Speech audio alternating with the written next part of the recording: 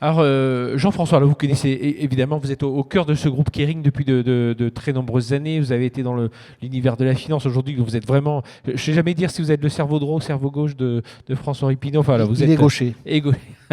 vous êtes de toute façon très, très liés tous les deux à la tête de ce groupe.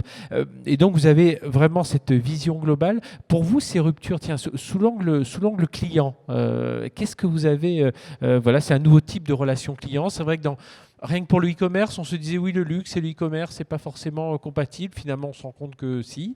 La relation client, on peut l'entretenir aussi avec le numérique. Enfin voilà, qu'est-ce que tout ça a changé? Basculement vers le e-commerce, l'évolution des comportements, des attentes des clients. Voilà, racontez-nous. Les, le cœur des attentes de nos clients, là aussi, n'a pas vraiment changé. On parle toujours dans le luxe d'émotions, d'expériences exceptionnelles, d'expression de soi, de personnalisation, de plaisir, etc., etc. Et donc, pour ça, je dirais que ça continue et ça n'a pas vraiment changé.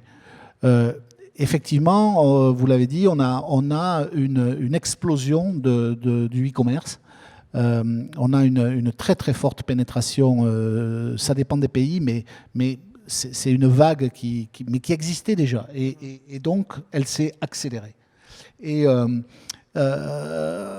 nous, ce qu'on a rajouté à ça, c'est en plus du e-commerce et en complément, pendant que les magasins étaient fermés, on a réussi à faire des ventes à distance depuis le magasin et générées par les conseillers de vente.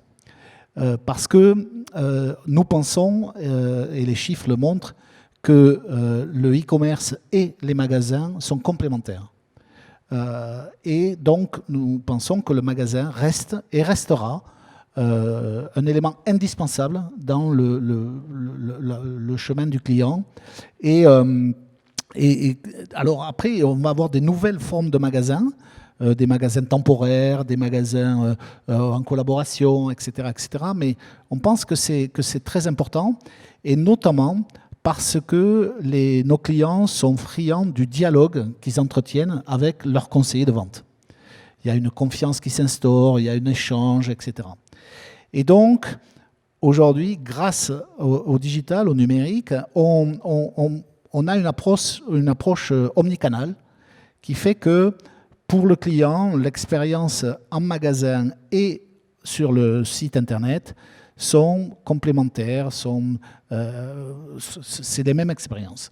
Et donc, par exemple, on a mis en place un certain nombre d'outils qui permettent de chatter ou d'avoir un échange en vidéo depuis le site internet avec un conseiller de vente qui, lui, est en magasin et qui vous montre les produits, qui est vraiment le dialogue.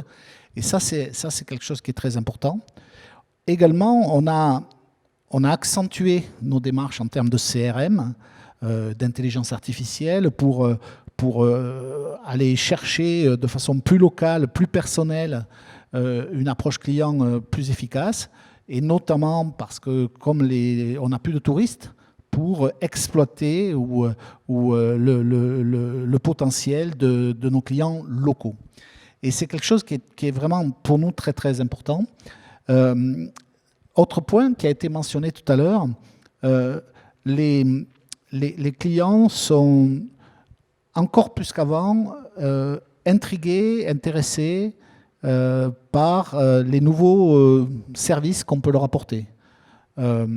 L'occasion, la location, l'abonnement, et également dans cette démarche de préoccupation pour l'environnement, tout ce qui est recycling, upcycling, etc. Et donc c'est quelque chose sur lequel on travaillait depuis déjà quelques années, et où là, encore une fois, on a poussé les feux pour produire, pour avancer vraiment de façon concrète.